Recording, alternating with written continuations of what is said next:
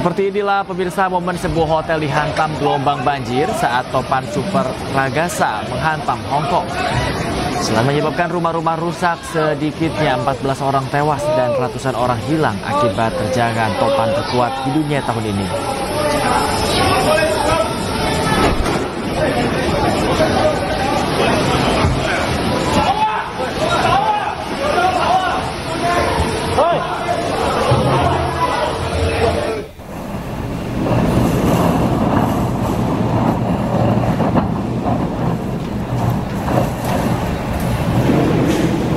Tak hanya di Hong Kong, topan Ragasa juga menerjang kawasan Guangdong, Cina dan menyebabkan sejumlah kendaraan tergenang pemirsa, oleh banjir.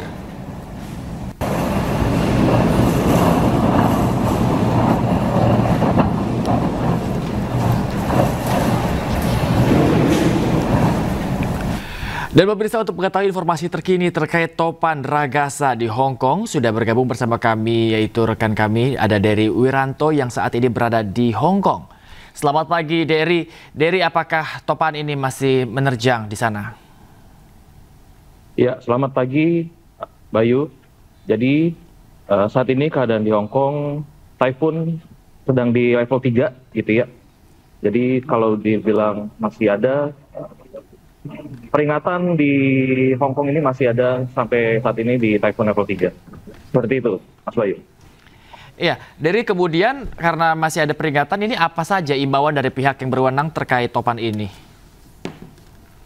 Dari pihak pemerintah sendiri ataupun dari sisi lokal ini juga transportasi umum sepertinya masih belum pulih semuanya. Baru ada seperti tram saja dan juga bus belum terlihat sudah beroperasi.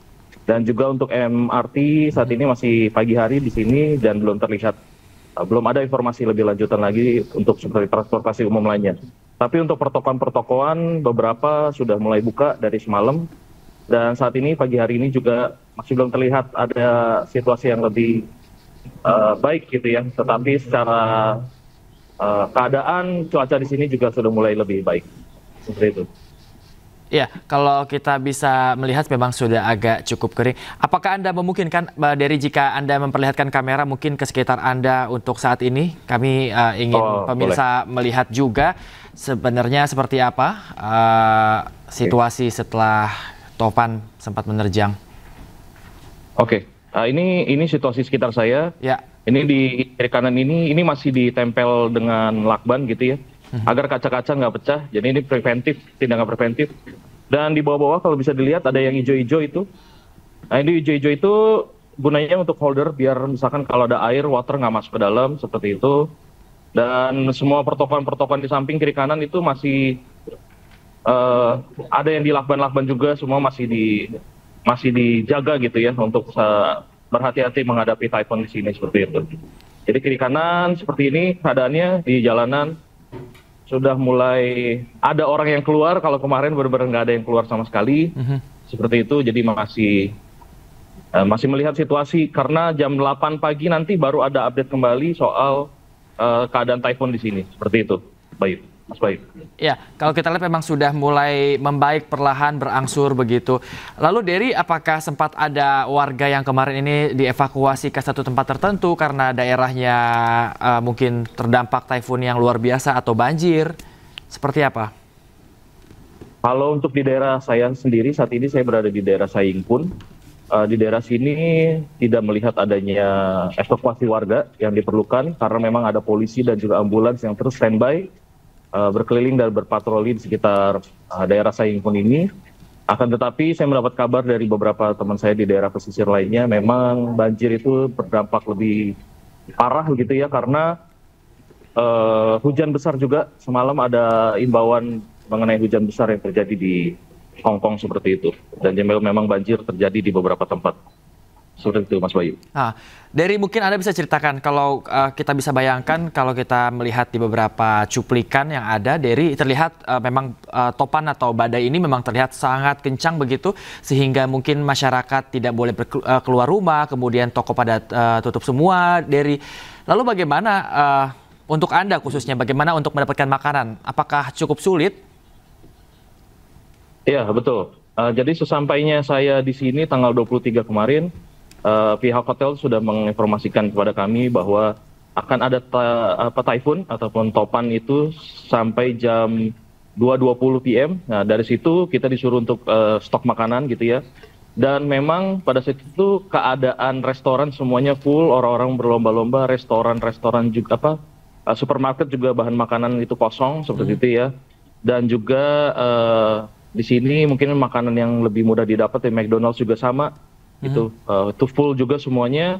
Dan untuk makanan sendiri karena toko-toko tutup semuanya, jadi nggak ada makanan yang bisa dicari, hanya satu Sevel pun di sini ada minimarket gitu ya, ada convenience store itu juga sama, itu tutup, hanya satu doang Circle K, tapi itu pun stok makanannya nggak banyak gitu ya, ada di belakang situ. Posisinya beruntungnya posisi kami dekat dengan Circle K, tapi itu pun stok makanan yang ada terbatas sekali gitu, jadi memang orang-orang pun tidak keluar untuk jalan-jalan karena memang angin kencang sekali pada saat itu. Seperti apa Anda, seperti apa Anda ini untuk mengakali seperti itu ketika makanan-makanan susah didapat begitu? Mungkin juga warga sana juga ada panic buying juga, Dery. Betul. Untuk panic buying memang pada saat itu akhirnya saya sendiri melihat media sosial banyak orang udah, yaitu dampaknya kelihatan bahwa ketika sampai di supermarket itu semua makanan-makanan pada kosong semua gitu ya. Biasanya aku suka beli onigirinya juga udah habis semua gitu ya. Jadi bagaimana mengakalinya ya, kita makan apa yang ada gitu, maksudnya kayak seperti mungkin roti ataupun beberapa frozen makanan yang bisa di microwave seperti itu, ya itu mungkin salah satunya cara yang bisa kita lakukan kemarin. Baik, apapun mungkin makanan instan semua yang ada mungkin selama bisa dimakan ini untuk bertahan sementara ya, Dery ya. Tapi kita harapkan bahwa cuaca sudah membaik dan akan terus membaik, Dery, sehingga typhoon atau topan ini tidak kembali menerjang. Namun tetap berhati-hati, Dery, tetap waspada, dan kami akan menunggu bagaimana update dari Anda, Dery. Terima kasih banyak telah mengabari Permisa iNews di pagi hari ini. Terima kasih dan tetap berhati-hati, Dery. Terima kasih. Pemirsa, sebuah pelatihan siber digelar di Kota Baru, Kalimantan Selatan. Nah, pelatihan ini diselenggarakan untuk membangun kemampuan dalam menghadapi krisis siber di tengah pelayanan masyarakat. Dinas Komunikasi dan Informatika Kota Baru, Kalimantan Selatan menggelar BIMTEK Kesiapsiagaan Cyber aplikasi website SKPD Pemerintah Kabupaten Kota Baru. Berlangsung di Aula Bank Mega Kantor Bupati, kegiatan ini diharapkan mampu melatih kesiapsiagaan dalam menghadapi potensi insiden cyber yang dapat mengganggu pelayanan publik. Pemerintah daerah sebagai penyelenggara layanan publik dituntut untuk memiliki kesiapsiagaan tinggi untuk menjaga kepercayaan masyarakat.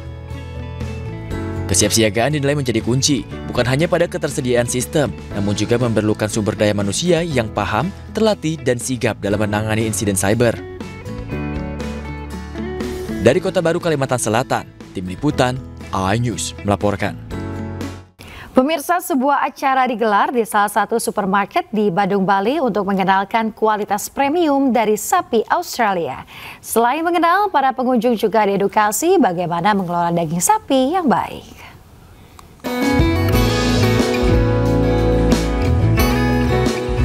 Meat and Livestock Australia bersama Trade and Investment Queensland kembali menggelar Kick-Off Taste of Queensland di salah satu supermarket di Seminyak, Bali. Acara ini memperkenalkan produk daging sapi premium dari Queensland, Australia kepada masyarakat dan industri pariwisata Bali. Digelar selama 1 bulan penuh, acara ini menampilkan berbagai produk daging sapi unggulan dari Queensland seperti Obi Organic, Stockyard, Darling Downs, Killjoy, dan 36 South Degrees.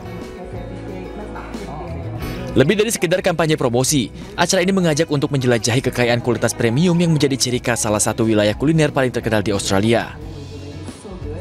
Respon dari customer sangat antusias sekali, sehingga makanya kita mengadakan lagi yang ketiga, dan diharapkan nanti kita akan terus melakukan kegiatan ini untuk memberikan awareness kepada daging sapi Australia dan juga produk-produk lainnya yang berasal dari Australia. Fokus dari event kali ini kita ingin mempromosikan kualitas daging sapi dan juga produk-produk olahan dari sektor pertanian yang memang menjadi unggulan kami.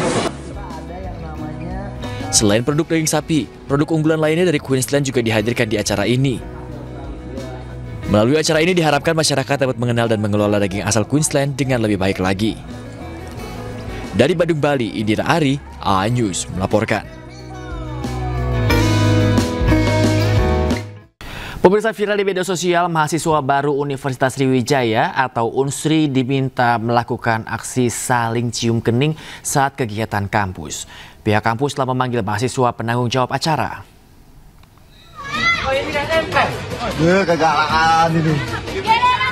Video mahasiswa baru Universitas Sriwijaya atau Unsri diminta melakukan aksi saling cium kening saat kegiatan kampus viral di media sosial.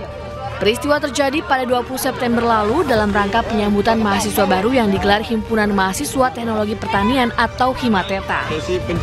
Atas kejadian tersebut, pihak kampus Unsri membentuk tim investigasi karena kegiatan tersebut izinnya adalah kegiatan bersih-bersih teknologi pertanian. Pihak Fakultas Pertanian, Prodi Teknologi Pertanian juga telah memanggil 15 orang. Selain itu, pihak kampus juga telah membekukan himpunan tersebut selama 1 tahun ke depan. Peristiwa bermula usai kegiatan bersih-bersih yang dilakukan oleh Himateta. Tiba-tiba ada yang spontan memberikan ide untuk ciuman, kemudian direkam dan diposting hingga viral di media sosial.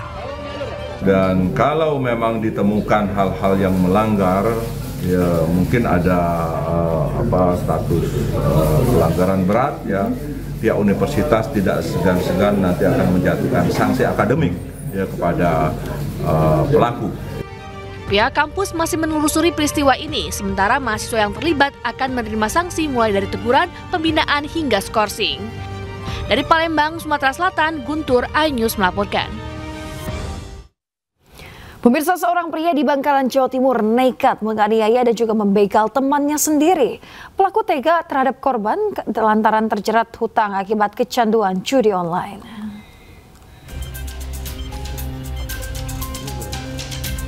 Tim Macan Unit Resmob Satreskrim Polres Bangkalan meringkus MH, seorang pelaku begal di Bangkalan, Jawa Timur. Pelaku ditangkap setelah membegal mobil pickup milik teman tongkrongannya sendiri. Sebelumnya, korban inisial HB ditemukan warga di area persawahan di Desa Merandung Klampis, Kabupaten Bangkalan dalam kondisi luka-luka, tertutup terpal, serta kaki dan tangan terikat.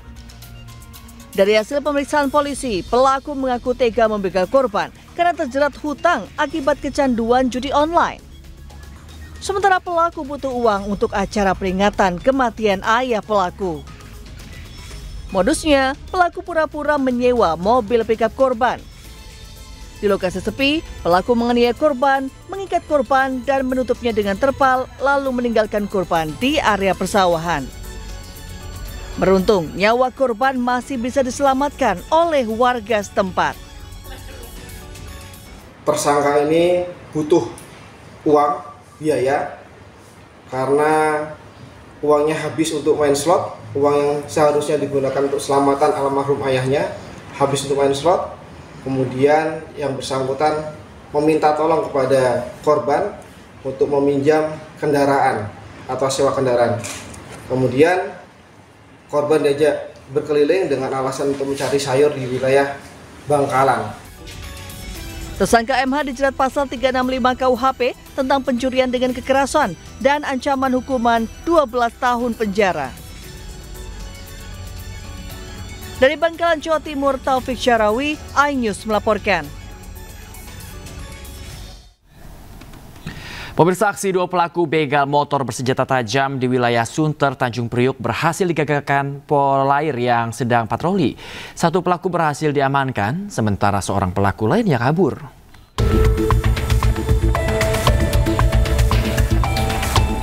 Aksi begal ini terjadi di Jalan Sunter Muara, Tanjung Priuk.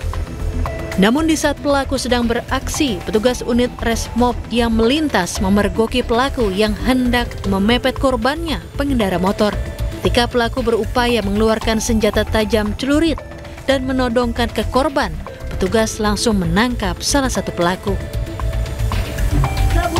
Sementara 1 pelaku lainnya yang mengemudikan motor berhasil kabur. Dari hasil pemeriksaan, ternyata 1 pelaku yang diamankan tersebut merupakan residivis kasus yang sama. Kini pelaku yang kabur dalam pengejaran petugas Resmob Polres Jakarta Utara. Dari Jakarta, Tim Liputan iNews melaporkan.